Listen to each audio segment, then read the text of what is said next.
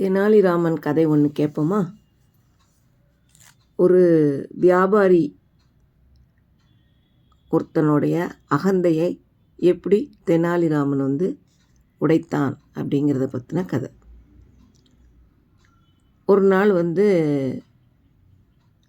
தெனாலிராமன் தான் ஊரான ஹம்பி நகரத்துக்கு திரும்பி வந்தான். ரொம்ப நாள் வெளியூருக்கு போயிருந்தான், திரும்பி வந்தான். ஊருக்குள்ளே திரும்பி வந்ததும் எங்கே பார்த்தாலும் மக்கள் கூட்டம் கூட்டமாக இருக்காங்க. ஒரே பரபரப்பாக இருக்குது. எல்லோரும் ஏதோ ஒரு அதிசயத்தை பற்றி பேசிக்கிட்டு இருக்காங்க. என்ன விஷயமா இப்படி ஊரே கலகலன்னு இருக்குது அப்படின்னு ரொம்ப வியப்போட தெனாலிராமன் வீட்டுக்கு வரான். அங்கே வேலைக்காரங்க எல்லோரும் ஒருத்தருக்கு ஒருத்தர் ஏதோ ஆலோசனை பண்ணுற மாதிரியே பேசிகிட்டு இருக்காங்க. இது என்னடா விஷயம் அப்படின்னு சொல்லி கேட்குறான். ஒருத்தர் நாளைச்சு, என்ன விஷயம், ஊரும் பேசிக்கிட்டு இருக்கு, நீங்களும் பேசிகிட்டு இருக்கீங்க அப்படின்னு கேட்குறான். சரின்னு சொல்லி இந்த வேலைக்காரன் சொல்கிறான், ஐயா நம்ம ஊருக்கு ஒருத்தர் வடநாட்டு வியாபாரி வந்திருக்காராம்.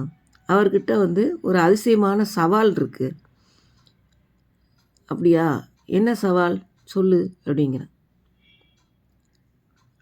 அவர் வச்சிருக்கிற ஒரு பொருளோட எடையை சரியாக கண்டுபிடிச்சி சொன்னால் எடைக்கு எடை பொன் கொடுப்பாராம். தவறுனா நம்ம வாழ்க்கையை முழுக்க அவருக்கு அடிமையாக வேலை செய்யணுமா அப்படிங்க. என்னடா இது ஒரு பெரிய கொடூரமான நிபந்தனையாக இருக்கே அப்படின்னு யோசிச்சுட்டு சரி அப்படின்னு சொல்லி அரசவைக்கு போகிறேன். அங்கே மன்னர் இருக்கார், கிருஷ்ணதேவராயர். அவர்கிட்ட போய் வியாபாரி அந்த சவாலை நம்மளால் ஏற்றுக்கிடவும் முடியல, மறுக்கவும் முடியலங்கிற மாதிரி அரசர் தடுமாறிக்கிட்டு இருக்கதை பார்க்குறார். குழப்பத்தில் இருக்கிறாங்க எல்லாரும். அதை பார்த்ததும் இதுக்கு நீ தான் தீர்வு சொல்லணும்னு சொல்லி மன்னர் தெனாலிராமன்கிட்ட சொல்லிடுறார். சரி அப்படின்ட்டு எந்த பொருளோட எடை கண்டுபிடிக்கணும் அப்படின்னு கேட்குறான். அந்த வியாபாரி ரொம்ப கர்வமாக சிரிச்சுக்கிட்டே சொல்கிறான், வீதியில் நிற்கிற யானையோட எடையை கரெக்டாக சொல்லணும் அப்படின்னு சொல்கிறான். யானையோட எடையா? அதை எங்கே தெராசில் வச்சு நெருக்கிறது? அது எப்படி அதுக்கு எடைக்கு எடை நம்ம தங்கம் கொடுக்கறது? அந்த எடையை எப்படி கரெக்டாக சொல்கிறது அப்படின்னு சொல்லி யோசிக்கிறாங்க.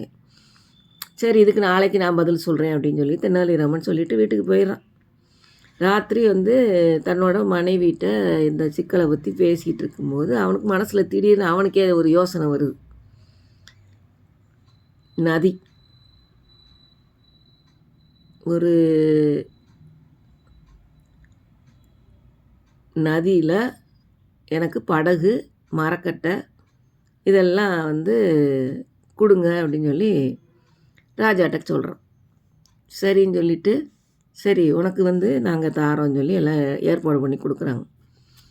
தெனாலிராமன் என்ன செய்கிறான், முதல்ல யானையை ஒரு பெரிய படகுல ஏற வச்சு, படகு ஏறினதும் அந்த படகு எவ்வளோ தூரம் தண்ணியில் அந்த அமிழ்ந்த எவ்வளோ தூரத்துக்கு முங்கி இருக்குது அப்படின்னு சொல்லி நம்ம குறிச்சிக்கலாம் இல்லையா?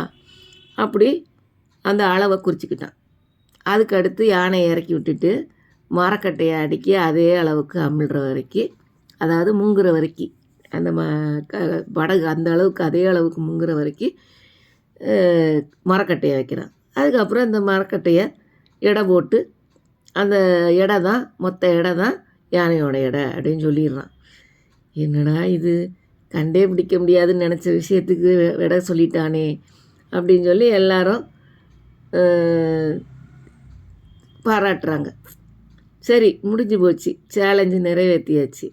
இப்போ அவன் நிறைவேற்றிட்டான். அப்போ நீ தான் பரிசு இப்போ தரணும்னு சொல்லி வியாபாரியை கேட்குறாங்க. உடனே இப்போ பிடிச்சிக்கிட்டான் தெனாலிராமன். எடைக்கு எடைன்னு சொன்னானே தவிர யாரோட எடைன்னு சொல்லலை. ஏன் எடையா யானையோட எடையான்னு கேட்குறான். வியாபாரிக்கு முகம் அப்படியே வெளுத்து போயிடுச்சு. என்னடா இது, யானைக்கு எடைக்கு நம்ம என்ன பொண்ணு கொடுக்க? தங்கம் அவ்வளோ தங்கம்லாம் இல்லை அவன்கிட்ட. அப்போ முழுமையாக அடிமையாகிட்டான் இவன். ராஜா நீ வேணும்னு எல்லாரையும் இவ்வளோ நாளாக ஏமாற்றி நிறையா பேர்கிட்ட தங்கத்தை பறிச்சிருக்க, அதனால் உனக்கு தண்டனை தான் அப்படின்னு சொல்லி மரண தண்டனை கொடுக்குறார். சிறையில் போட்டுடுறார். சிறையில் போட்டுட்டு தெனாலிராமனை பாராட்டி பரிசும் கொடுக்குறார். அப்போ வல்லவனுக்கு வல்லவன் இந்த உலகத்தில் உண்டு.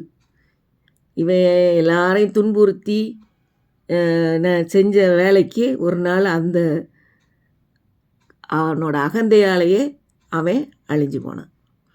இதுதான் இதுலேருந்து என்ன தெரியுது? யாரையும் துன்புறுத்தி மகிழக்கூடாது. அகந்தையாக வாழ்ந்தால் அந்த அகந்தையாலே வீழ வேண்டியிருக்கும். கதை கேட்டதுக்கு நன்றி.